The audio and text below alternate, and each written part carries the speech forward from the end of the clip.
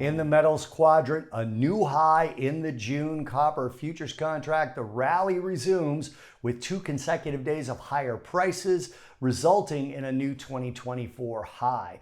Copper moved higher in 5 of the last 7 sessions, with the high today reaching 4.5560. That was up 2.21%. The low 4.4360 was down almost a half of 1%. We finished the day up about 1.6% or so. Copper is working on an astonishing 8th week higher in the last 11, resulting in a 23.24% rally through those 11 weeks.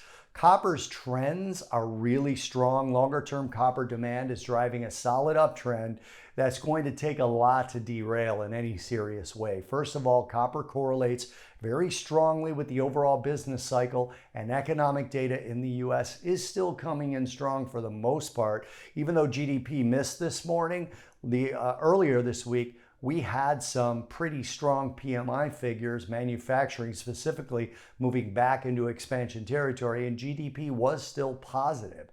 And then you look at what the future holds for electricity generation and usage between AI, electric vehicles, and the push for clean energy, and you're talking about a very long demand curve for copper. Also, we had the dollar drop today despite higher yields. Yields were up from 11 basis points in the 2-year, which is back at 5%, all the way through about 4 basis points in the 30, with the 5-year up 8 and the 10-year up 5 basis points.